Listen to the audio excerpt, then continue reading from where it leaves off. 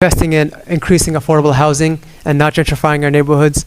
These are all things that are causing harm to our community because of this idea that there isn't money, when in reality, we do have this money to spend on this. It's just that we're choosing not to. It's not a value of ours. So right now we're blessed to have 3 Somali elected officials at the Capitol. Me, Sister Holden Hassan, who's in the State House, and Brother Mahmoud Noor. And we work very closely together.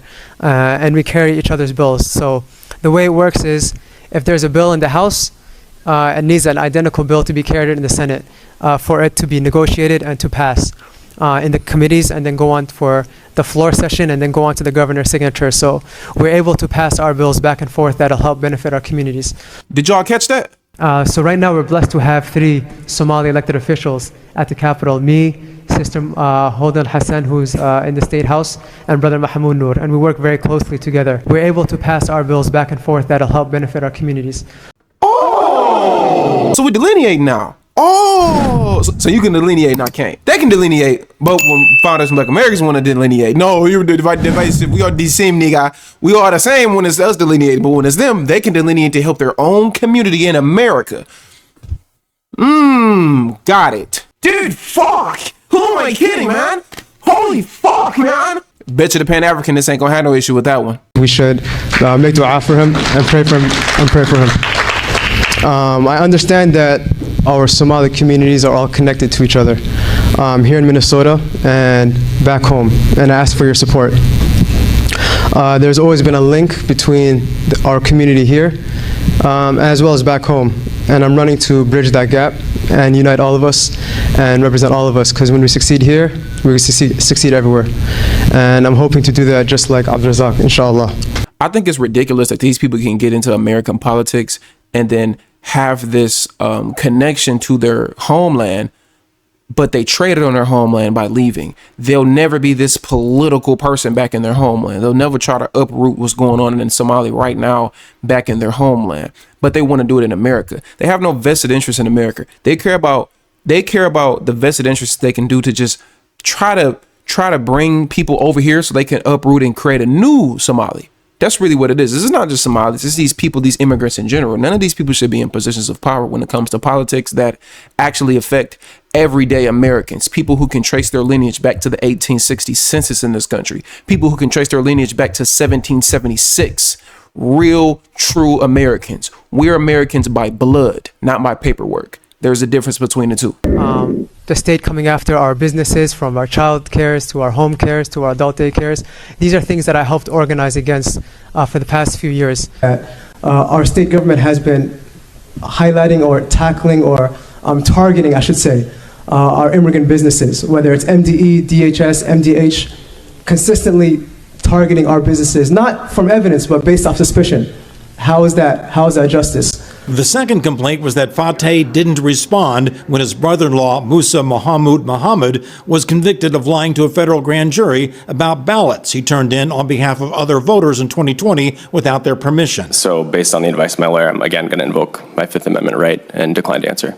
Dawson Kimyan was Fateh's campaign manager, but took the Fifth Amendment repeatedly when asked about the campaign. Eventually, the panel dropped the second complaint, finding no evidence that Fateh knew about the ballot situation.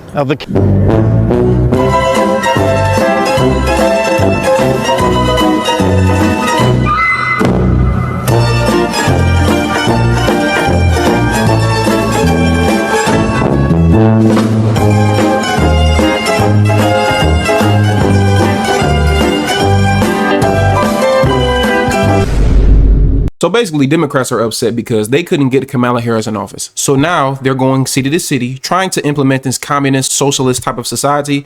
Instead, they couldn't do it in a national level with Kamala Harris. Now they're just trying to do it with a local level. Same thing they did with Zohran Mamdani. Now they're doing it in Minneapolis with this Somali motherfucker. Now, I got to speak the truth. A lot of East Africans, they come from a very scamming culture. They do. They do a lot of scams, and as you can clearly see from these videos, they are now implementing that scam mentality into the US with their own people. And now they're trying to bring it into politics. Now, the scam capital of the world is India. We all know that. But a lot of times it does also happen in East Africa. And that's like almost a hotbed, just like India. I know India is the worst. Thank you for calling Microsoft. How may I help you? This is Bob. Your name ain't fucking Bob, nigga. They try to put that fake ass American name on it. Think you supposed to be like, yeah, I'm supposed to think this weird, crazy. I'm supposed to think this strong ass person with an accent name, fucking Bob. Get the fuck out of here. I don't think people really understand how radical that these Democrats are willing to go, how far they're willing to go. And Democrats are very, very upset. They're very upset because a lot of Black Americans, although the numbers show that I think it was with like 84% of Black Americans voted for the Democratic Party, a lot less than we did before. And they weren't expecting that. They were not expecting us to support Trump like we did, or just not want to vote at all like we did, because a lot of us are just sick of the Democratic Party. So they have a big bad taste in their mouth from us. Just now they have to feel, now they feel as though now we have to do something. They have to do something for our vote. You know, beforehand they didn't have to do anything for our vote because too many Black people have this way of thinking of like, okay, we think in identity politics. Well, Kamala Harris is a Black woman. She's not a Black woman. She's Jamaican. No, Jamaican doesn't equal Black. So with that being the case, now it's turning into a thing to where they have a bad taste in their mouth with us. We got to do something for y'all vote now? Y'all want us to do something for y'all? What? Y'all votes has to mean something? If we don't do anything, then y'all not gonna vote for us? Oh, fuck you. And now they're trying to take over cities now. So they're just going to implement this communism into these local areas. And the crazy part about it is, instead of these fucking politicians trying to actually focus on the city, they're more focused on Trump than they focused on the city. I'm going to give y'all an example. Everyone keeps asking me, Omar, why aren't you doing more videos? As a state senator with a second full-time job and a kid on the way, I just haven't been able to find the time. I've also been fighting for you, passing things like tuition-free college for working-class families, rideshare protections for our Uber and Lyft drivers, and the legalization of fentanyl testing strips. But this summer, you're gonna be seeing a lot more of me, because we deserve nice things in Minneapolis too. To make an affordable Minneapolis that works for everyone, we need a mayor that works as hard as you do. I'm ready to work hard to 1. Build a Minneapolis that working people can afford to call home. 2. Protect our city from a hostile White House. And 3. Diversify our city's public safety response. By increasing the minimum wage to $20 by 2028 and passing rent stabilization to stop price gouging and incentivizing new construction, we can protect workers. Protecting all of our communities from Donald Trump means not letting MPD interact with ICE, whether it's for an immigration raid or not. Our residents deserve a mayor that will stand up to Donald Trump and say, no, not in our community. Did you know that the city's own data showed that 47% of calls to MPD can be diverted to non-police response? Cops aren't social workers. Investments in programs like these ensure that the appropriate response arrives when we call 911. And we can actually free up police resources to focus on violent crime that detracts from community safety. Why at all are you trying to hinder who people vote for and what they believe in? Not everybody is going to agree with you. So he's literally trying to create, these are the same people that feel like, everything should just be everything. We should be accepting of all people, no matter color, color, race, creed, religion, anything. I mean, no matter what they look like, no matter their ideology, unless it's the ideology that I disagree with. So he has an issue with people being on the right, or I guess Trumpist, or Trump people who support Trump. But regardless if you support Trump or not, why the fuck does that matter? Sunday, they cleared another hurdle, passing in the Senate. It was a long, hard year making this bill possible because of these drivers. They showed up every single day. Good job. History will definitely remember you for this one. The bill includes minimum pay rates and protections against being fired. Republicans raised concerns about the bill. The bill will have the most expensive rates here in Minnesota in the country. This bill will make rideshare too expensive for many Minnesotans. Take this fight to the governor and make sure he signs the bill. The Minnesota Uber Lyft Drivers Association has been fighting for better working conditions. They're not getting their right.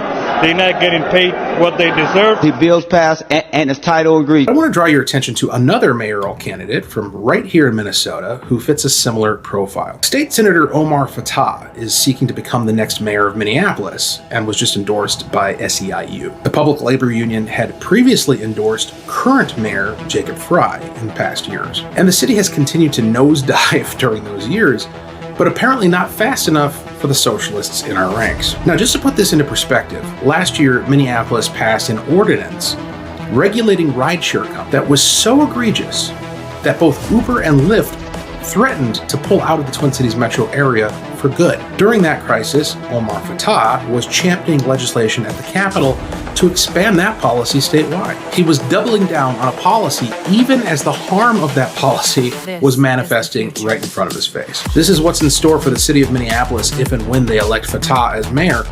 No practicality, no moderation, no compromise, just full-blown socialism. As hard as it is to imagine that Minneapolis could get worse than what we all watched during the 2020 riots, it truly can get worse. And we better brace ourselves for the consequences. A lot of people on the internet are just now hearing the name Omar Fateh. For those of you that don't know, he's a current state senator here in the Minneapolis Twin Cities area, and he has announced that he is running to be the Democrat-endorsed candidate for mayor of Minneapolis. Now, I like to refer to him as the Mamdani of the Midwest, because he is just like Mamdani in basically every political stance that he has. And it's looking like the exact same scenario is going to play out when it comes to who the Democrats are going to pick in their primary to represent the Democrat nomination going into the 2025 mayoral race in Minneapolis. He's already been endorsed in his state Senate run by the Democratic Socialists of America, and already in this mayoral race, they've come out and endorsed him.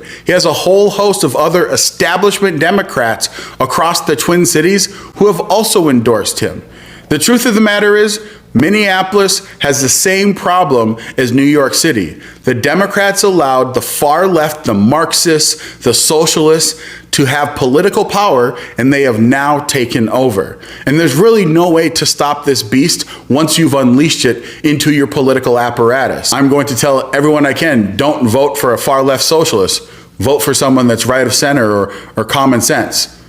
But more specifically Republican, because, you know, I'm a Republican and I support Republicans. The other part of me is like, you know what? Let the people have what they want. Let them realize how terrible and awful it truly can be having a far leftist Marxist in control of their city.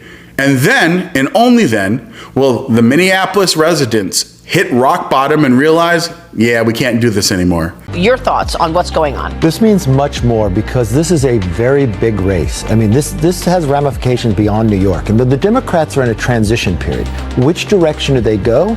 And it tells you two things in this race, right? Cuomo's in this race. Everybody assumes he's going to win. Mamdani enters and he has a 1%. He destroys Cuomo. He comes out stronger than anybody thinks. So the party is moving towards a socialist wing, AOC and others. But it's another telling story for the Democratic Party. It means they're leaderless because it means Schumer and Hakeem are not the leaders. They're trying to find somebody new. Commentator Jack Pozo echoed these sentiments at the Turning Point conference, saying these would-be politicians are not American. And this idea that I think we've been laboring with, this experiment that we've tried in mass immigration, has been a mass failure. It has been a failure. And this idea that if you just hand someone a piece of paper, that makes them American, guess what? It's failed. It's wrong. It's not true. And as I stand here before you today, I'll ask you a question. Does Kami Mamdani, does Zohran Mamdani seem like an American? No, he's not an American. Is Zohran Mamdani an American like we are? No, he's absolutely not. Is Ilhan Omar American like we are? No, and I can do the list all day long. Yeah, man, as I said earlier, I think that people really need to wake the fuck up and pay attention to how the Democratic Party is operating. And they are being very strategic. Like I said earlier in this video, they are going on the radical communism, just basically trying to extradite what the American fabric is. And I don't think people really realize that how far they will go. This is not a Democratic Party from 20 years ago. This is not the Democratic Party from 30 years ago. They were not expecting Trump. They were not expecting Trump in 2016. They weren't expecting Trump to be the president nor win again. And they fucked it up with Biden because Biden is a fucking corpse. God rest his soul once he does, because he's very sick right now. You know, it's probably looking like he might not make it too long. God rest his soul if that was to happen. I would never want to speak down on another man because I disagree with him politically. But it's like they are going to the far radical to try to fight. Because the American people didn't fuck with Kamala Harris and they didn't fuck with Biden. So again, people are not ready for how far the Democratic Party will go. And so we need to be clear on that. They will take over these cities. They will 100% take over these cities. And that is exactly why they want to bring all of these immigrants over here, because these immigrants are going to follow suit with the Democratic Party. Now they have a 100% voter block. That they want everybody. They want the majority of America to be like California and New York. California and New York is going to be blue almost. It's going to be blue regardless. So it's not even a point. It's going to be blue. That's what they want the entire U.S. to be. Is exactly what they want. So Trump really put a standstill on what a lot of the things that they are trying to implement. They want a whole community of just socialism. They want to take away capitalism as much as they can. And we need to be wary of that. This is going to be a pattern over and over. It's going to get worse and worse and worse and worse. They're going to have what they think Trump is. They think Trump is just this evil person. They think the Republican Party is just this evil party.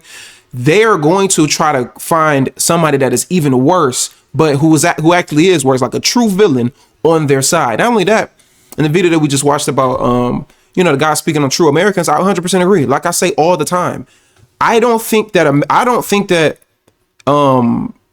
you are American, to me personally, unless you could trace your people back to 1776 or the 1866 census.